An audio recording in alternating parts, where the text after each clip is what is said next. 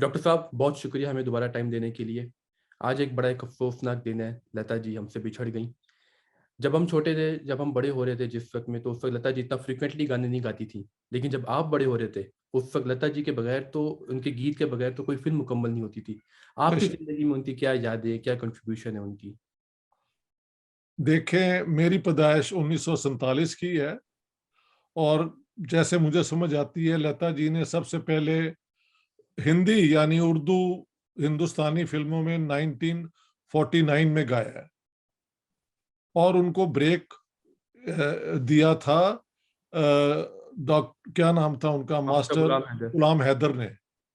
और ये मैं कहा करता हूं कि ये भी दुनिया को पता नहीं है कि एक नौजवान हिंदू लड़की जो कोशिश कर रही थी फिल्मों में आने के लिए, गाने के लिए, उसको एक मुसलमान ने ब्रेक दिया और एक मुसलमान सिंगर मोहम्मद रफी को श्याम सुंदर जी जो हिंदू थे उन्होंने ब्रेक दिया।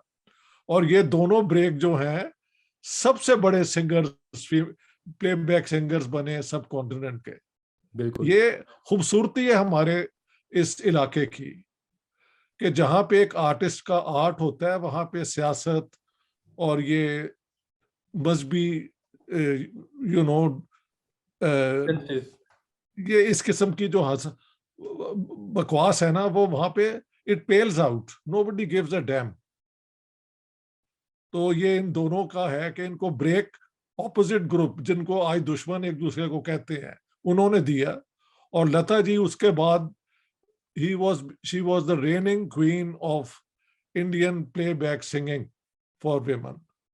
और रफी साहब के साथ और भी कंपेटिटर थे, वैसे तो लता जी के साथ भी थी, लेकिन दीज टू वर सुप्रीम। तो मुझे तो ये याद है कि बचपन से मैं इन दोनों के गाने, मुकेश के, इनके सुनता रहा हूं। लता जी की आवाज में मैंने ये एम्फसाइज किया है कि उसके अंदर एक पाकीज़गी है। हम सारे एक सेंस ऑफ गिल्ट से पैदा हुए हैं ना, कि हम गुनाहगार हैं। तो कोई चीज जब पाकीज़ा नजर आती है तो वो हमारा एहतराम भी गेन करती है। बिल्कुल।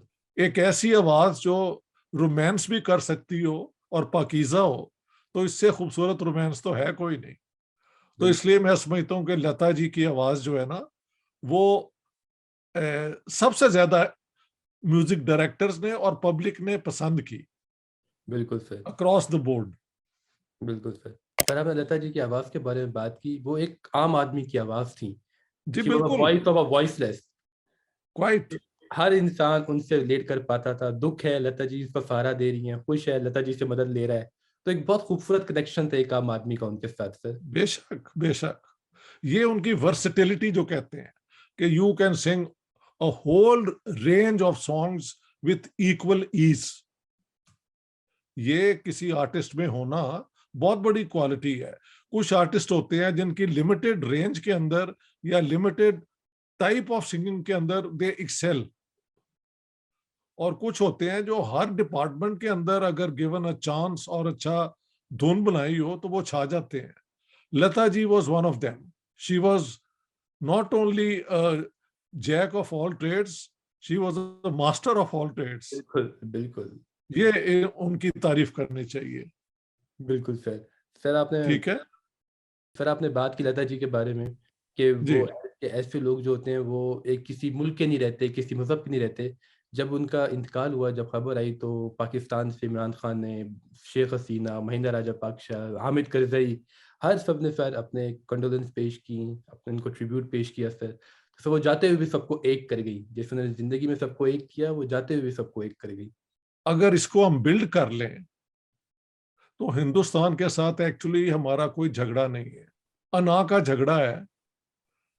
कश्मीर का इशू भी सिम्टम है, कॉज ऑफ द डिजीज नहीं है।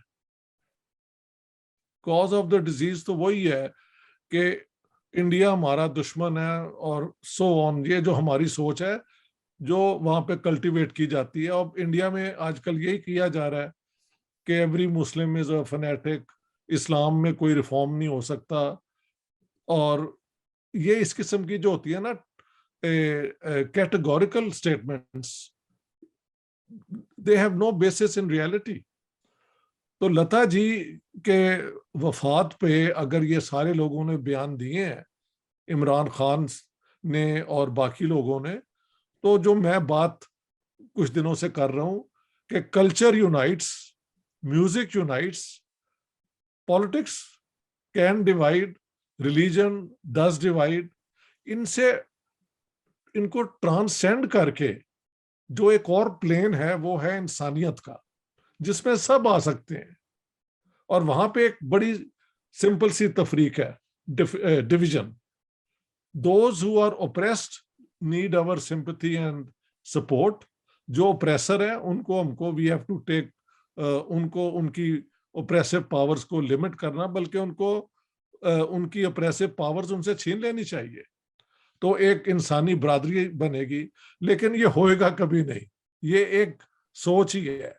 लता जी के गाने और ये इंडिकेशन है कि दिस इज व्हाट यूनाइट्स अस, लेकिन बाद में फिर ऑल दोज एम्बिशंस और वो सारी चीजें आ जाती हैं। So Lata ji in that sense is the glue of, कम से कम नॉर्दर्न इंडिया, पाकिस्तान, जहां पे हिंदुस्तानी समझी जाती है, उसे वहां पे हिंदी कहते हैं, हम उर्दू कहते हैं, लेकिन बोलने की जो जुबान है जिसमें गाने बनाए जाते हैं वो एक ही है। And Lata was absolutely the final manifestation of that reality, मैं ये कहूंगा। बिल्कुल सर। सर ये आपने जो बात की, बॉर्डर्स वाली बात की, मोहब्बत की बात की, लता जी की बाकी कंटेम्प्रेरीज भी थी, फ़रिया जी थी, शमशाद बेगम जी थी, लेकिन एक नाम जो सबसे प्रोमिनेंट आता है वो आता है मैडम नूर जहाँ का। उनके जी, साथ सर मैडम नूर जहाँ का वो एहतराम भी बहुत करती थी, और जब मैडम से पूछा गया कि लता जी के बारे में, तो उन्होंने कहा उन जैसा काम कौन करेगा, वो इतना काम कर गई हैं, इतना खूबसूरत काम कर गई हैं।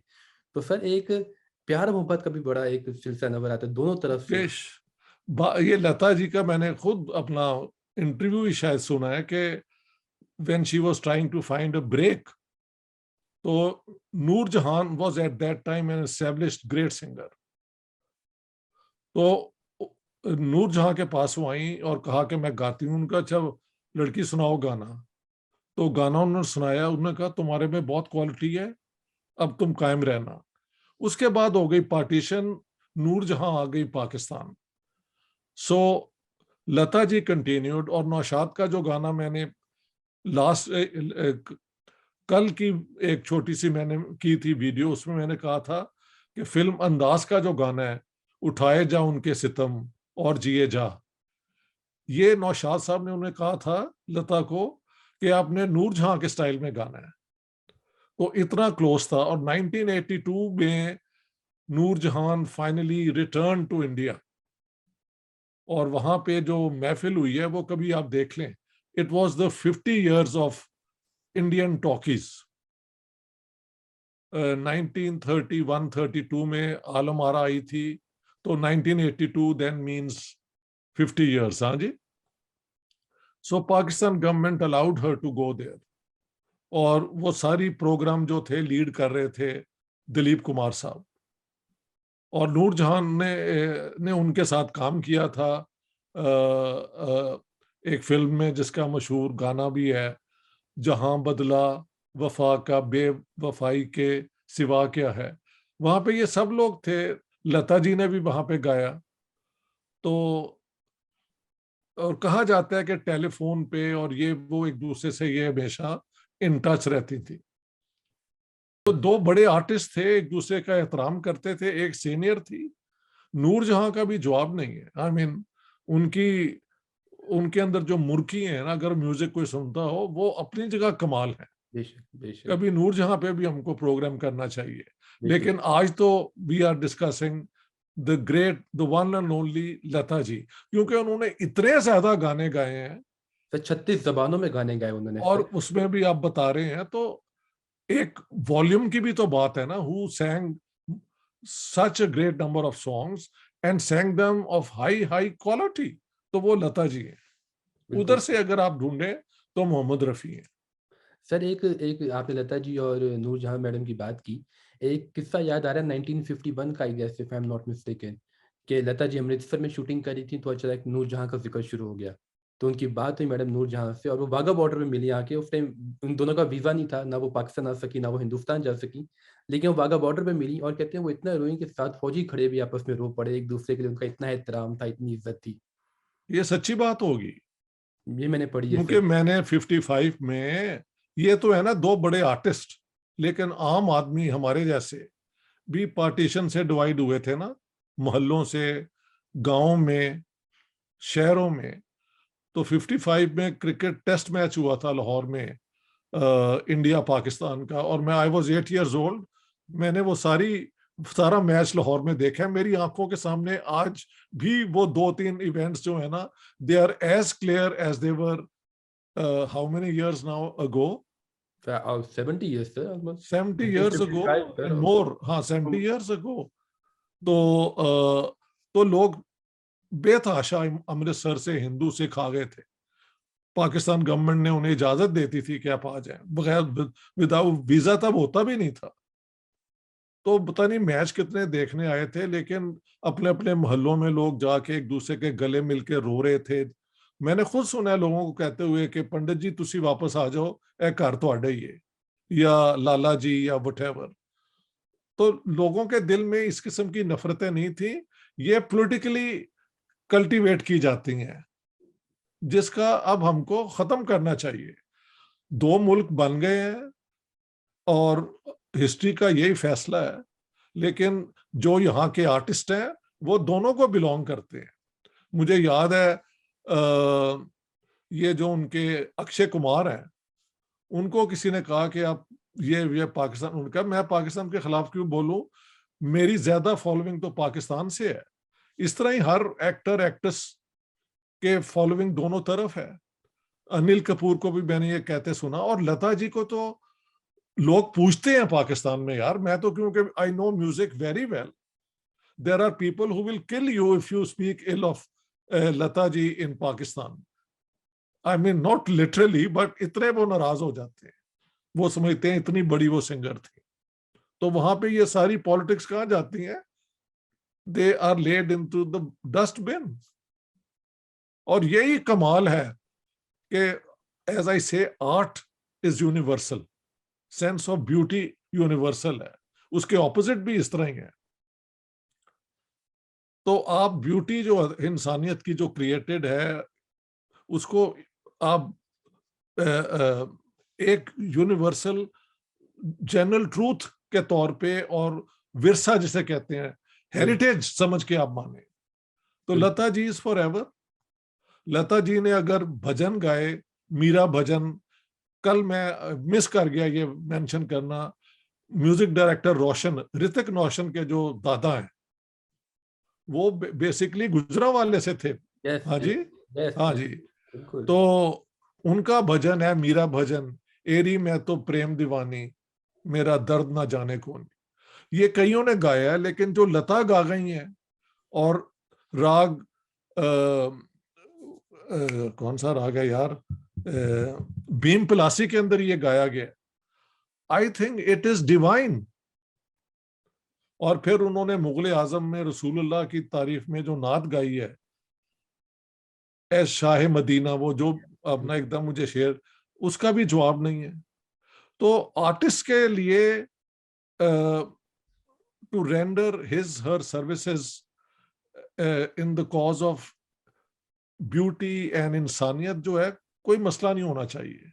And Lata is a paragon of that.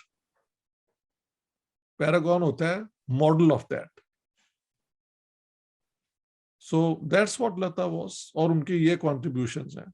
Sir मुझे एक इंसिडेंट याद आ रहा है ऐसे कि रिपब्लिक डे के ऊपर इंडिया के 63 के अंदर, क्योंकि 62 में इंडिया चाइना जंग हुई थी, तो लता जी ने इस टाइम एक गाना गाया था, मेरे वतन के लोगों। तो कहते हैं हाँ, उस पे वो गाना गाया कि पंडित जवाहरलाल नेहरू समेत बाकी सारे लोग उस वक्त रो पड़े सर वो गाना सुन के। अगर आज भी वो गाना सुने तो एटलीस्ट आपको एहसास होता है कि कितनी कितनी एक सोलफुल आवाज़ है, और क्या वो बयान करना चाह रही हैं और किसके लिए वो गा रही हैं। हाँ, ए मेरे वतन के लोगों, ये कवि प्रदीप ने लिखा था, और बहुत उन्होंने दिल से गाया है। इसको बाद में इसकी धुन बनाई थी किसने, वो AR रहमान ने, जो उनके बहुत बड़े म्यूजिक डायरेक्टर हैं, उन्होंने भी ये गाया है।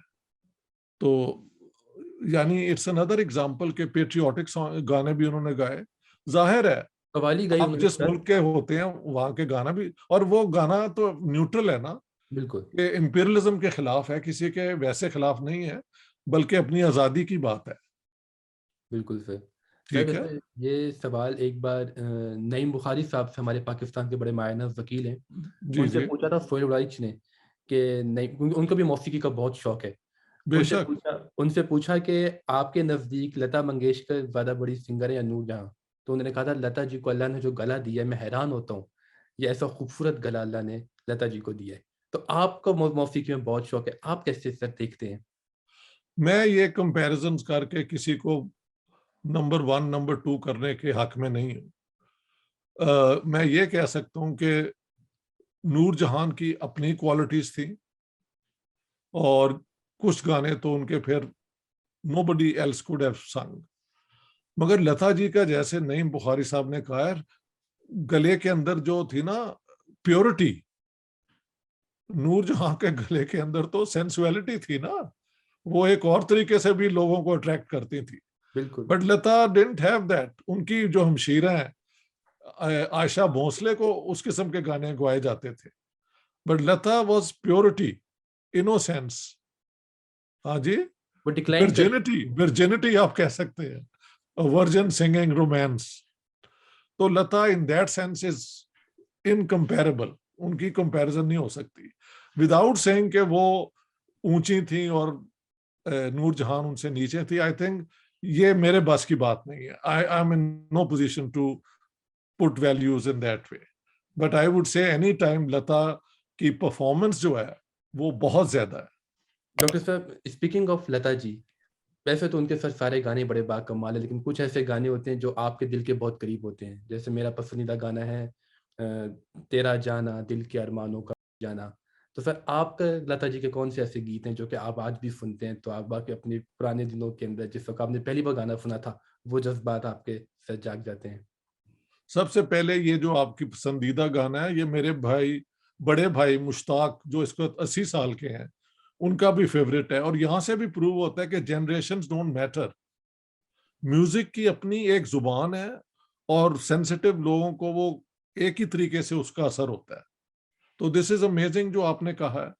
मेरा फेवरेट गाना, गाने जो लता के हैं ना, उनमें से आप देखें, फिल्म लाहौर बनी थी बॉम्बे के अंदर 1949 में, जिसकी शूटिंग एक्चुअली लाहौर में हुई थी। उस जमाने में अभी तक ये बॉर्डर इस तरह नहीं थे जो आज हैं। ये तो 65 वॉर के बाद एक लाइन सी ड्रॉ हुई ना। तो बिल्कुल। आके उन्होंने शूटिंग लाहौर में की थी, क्योंकि उनमें से करण दीवान लाहौर से गए हुए थे, जो उसके मेन एक्टर थे। एक्ट्रेस थी नरगिस उसके अंदर। नरगिस भी एक जमाने में उनकी वालदा लाहौर आके रही हुई थी। तो ये सारे, ये यूनिट था। तो ये फिल्म लाहौर का म्यूजिक दिया था श्याम सुंदर जी ने।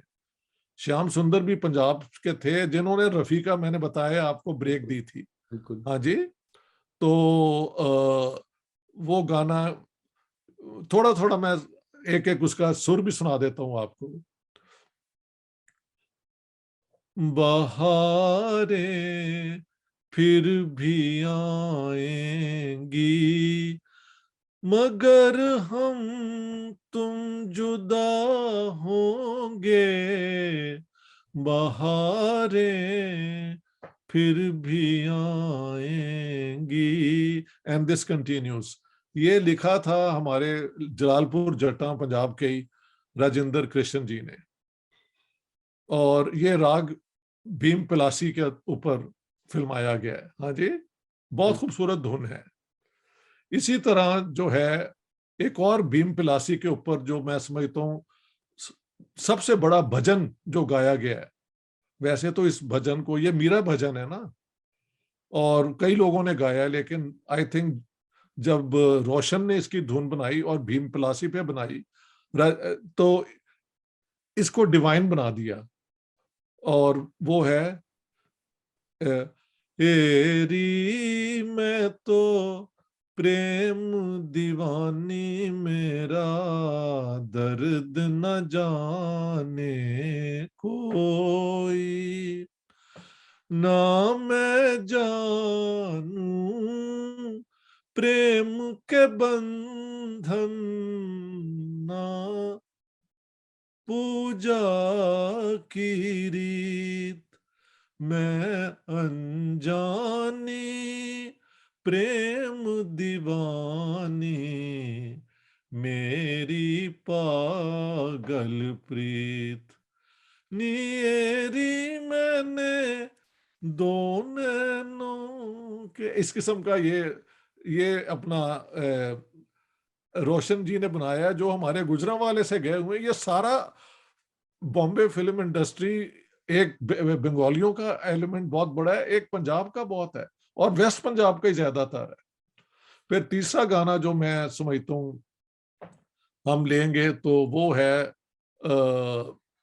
सी रामचंद्र जी का, जो मैं समझता हूँ लता के सबसे बड़े सॉन्ग गानों में से है। और वो राग भीम पिलासी पे बनाया गया है। ये जिंदगी उसी की है जो किसी का हो गया, प्यार ही में खो गया, ये जिंदगी उसी की है। ये बताता जाऊं कि ये फिल्माया गया था बीना राय जी पे, जो लाहौर की पड़ी हुई है। लाहौर में ये किला गुजर सिंह जो है ना, ये लाहौर रेलवे स्टेशन के पास इस इलाके में ये रहती थी। इनके फादर नॉर्थ वेस्ट फ्रंटियर में काम करते थे। तो आपको पता है एम्प्रेस रोड पे ही हेडक्वार्टर्स हैं रेलवेज के।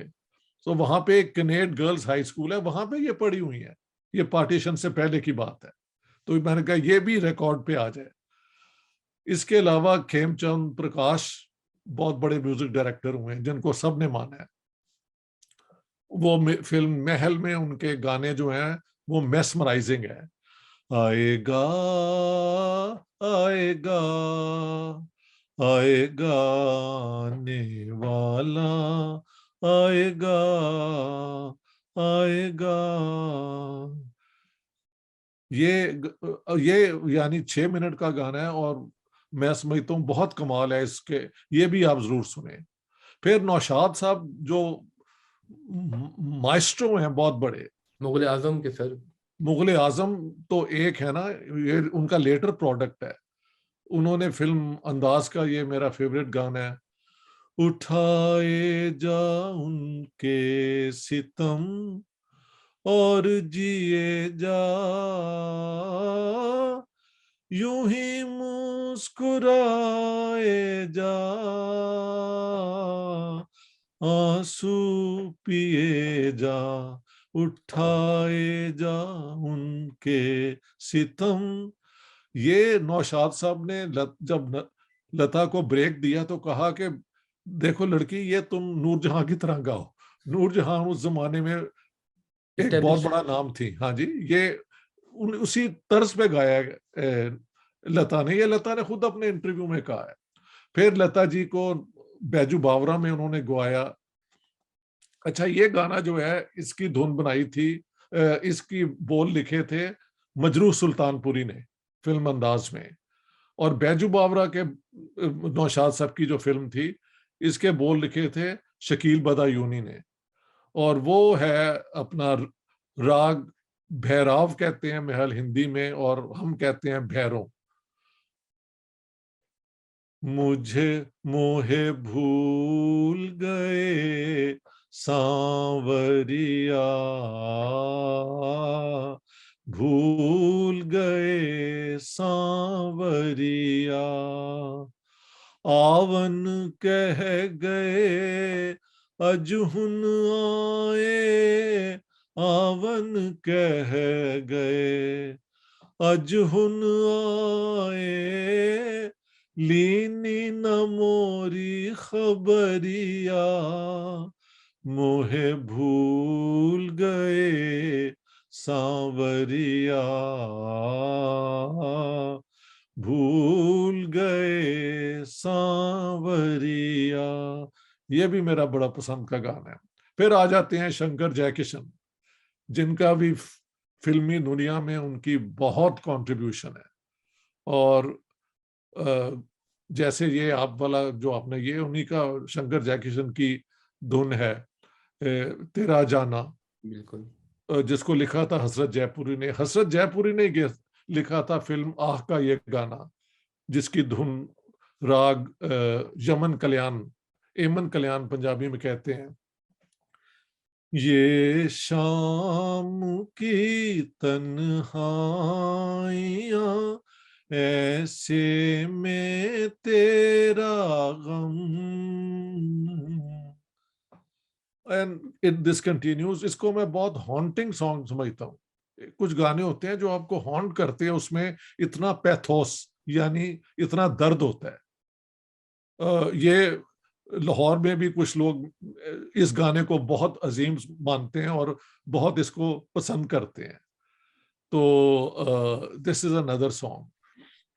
उसके अलावा फिर मदन मोहन ने उनको बहुत गवाया। उनका जो आपकी नजरों ने समझा प्यार के काबिल मुझे, और ये उनके लेटर पीरियड के हैं। ये गाने इतने वेल नोन है। मैं आपको जरा उनके पुराने गाने, जब उन्होंने ब्रेक लिया था फिल्मों में ना, वो सुनाने लगा हूं। ये कौन सी फिल्म है मुझे याद नहीं, लेकिन मुझे बहुत पसंद है ये गाना। हम प्यार में मरने वालों को चैन कहाँ, हाय आराम कहाँ, हम प्यार में जलने वालों को। मैंने जरा उछले सुरों में गा दी है, लेकिन Lata ji sings it with a great flow. वहां पे लगता ही नहीं कि उन्होंने कोई एफर्ट किया है। फिर उनका एक और गाना है फिल्म अदा का, मैंने गलत कह दिया था कल, अनोखी नहीं, फिल्म अदा का, और मुझे बहुत पसंद है ये गाना। प्रीतम मेरी दुनिया में दो दिन तो रहे होते हम। ये मुझसे गाया नहीं जाएगा, ये बहुत फिर ऊंची सुर है, लेकिन ये भी, I mean these are some of my very very favourite songs. And the last but not the least, जो मैं समझता हूँ कम्पीट्स विद ये जिंदगी उसी की है, which is number 1 for me, वो है, पंजाब के म्यूजिक डायरेक्टर थे हंसराज बहल। उन्होंने फिल्म मिलन के लिए ये धुन दरबारी में बनाई थी।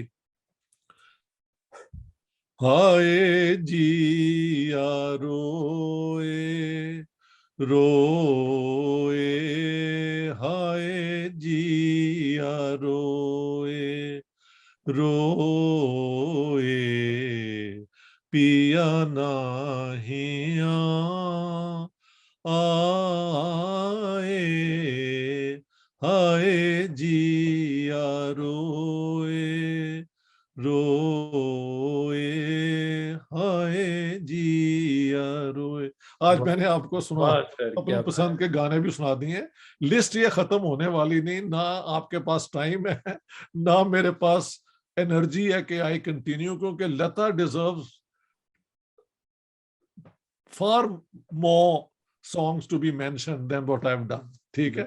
बिल्कुल सर, बिल्कुल sir. Thank you so much doctor साहब टाइम देने My के लिए। pleasure जी, उम्मीद my है कि जो pleasure। लता जी का एक मैसेज था मोहब्बत का, प्यार का, दोस्ती का, वो कायम रहे। हम कहते हैं हिंदुस्तान पाकिस्तान के लोग अमन से जब रहेंगे तो तभी ये इलाका प्रॉस्पर करेगा, वरना मिलिट्री प्रेपरेशंस में और एक दूसरे की नफरत में, देखें, when you hate someone you actually burn yourself as a human being as well.